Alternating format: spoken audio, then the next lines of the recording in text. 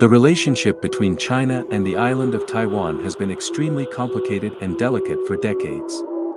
It is a source of recurring tensions between Washington, the capital of the United States, and Beijing, the Chinese capital. Over more than 70 years, diplomacy between the Chinese and the island of 23 million people, 130 kilometers off the coast of China, has faced several turbulent stages, but reaches a new level never seen before today. The recent visit by U.S. House Speaker Nancy Pelosi to the Taiwanese capital, Taipei, and China's move to military exercises with live ammunition in the Taiwan Strait have significantly raised concerns about a possible conflict. Do you want to know everything about this conflict? How did it start and where can it end up? Could a direct conflict between these countries cause a third world war? So stay with me in this video and we will explain everything to you. Welcome to the Economic Core channel. The best of economics and geopolitics can be found here. So let's go. Taiwan is an island about 160 kilometers off the southeastern coast of China, whose capital is Taipei. The island was first controlled by China in the 17th century, and in 1895 it was handed over to Japan after the Chinese defeat in the First Sino-Japanese War. Chinese control was resumed in 1945 after Japan's defeat in World War II. However, a civil war later broke out in mainland China between nationalist government forces led by Chiang Kai-shek and Mao Zedong's Communist Party. Kai-shek took refuge in Taiwan after being defeated by the Communist Army. Since 1949, opponents have formed a parallel government there, causing dispute between the parties involved.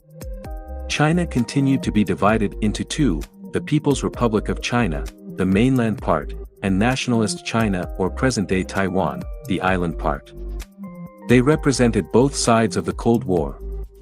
People's China allied with the Soviet Union until 1960 and then went its own way.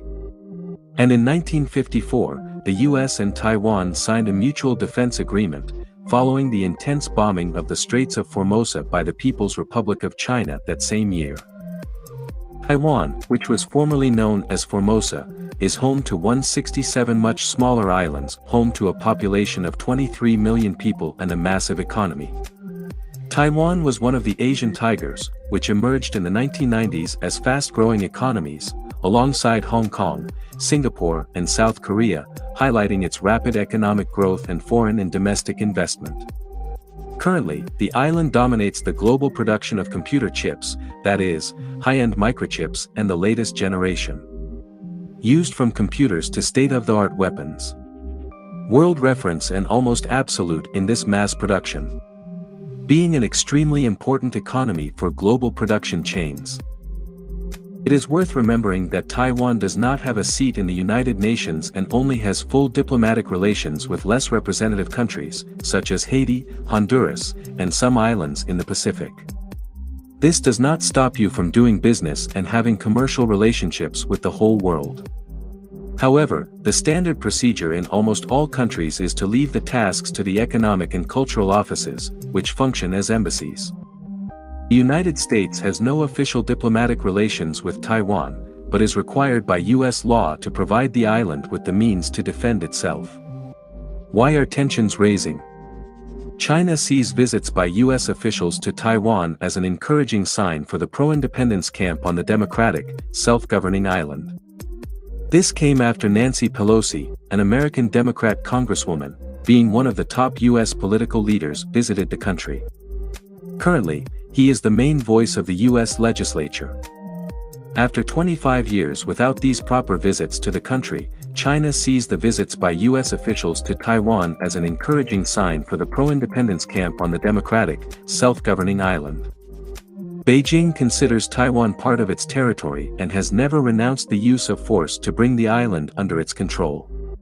Taiwan rejects China's claims to sovereignty and says only its people can decide the island's future. Our congressional delegation's visit to Taiwan honors the United States' unwavering commitment to supporting Taiwan's vibrant democracy, Pelosi said in a statement. America's solidarity with Taiwan's 23 million people is more important today than ever, as the world faces a choice between autocracy and democracy. In the event of a military confrontation, China's armed forces would far outnumber Taiwan's, with a total active Chinese force of more than 2 million against Taiwan's 169,000. Taiwan could try to delay an attack, prevent a land landing by amphibious forces, and carry out guerrilla attacks. The US could help Taiwan by selling weapons and not directly participating in the conflict at first sight. It is a fact to say that the Chinese have been doing military training around Taiwan for years, and this is nothing new for them. From training with ships to missiles passing over the country as a demonstration of power and warnings. The big question for Taiwan is that at the end of the day, they know that the question of China is more about when they are going to attack, than if they are going to attack. Because China has so much to lose than the rest of the countries. And if it was that easy to attack, they would have done it a long time ago. The truth is one, we must hope that this conflict never happens and that this fight of years ends peacefully and peacefully. Did you like the video? So subscribe to the channel to keep getting lots of videos like this every week. And I will leave 2 more related videos for you. Thank you so much for watching this far, a big hug and until the next video.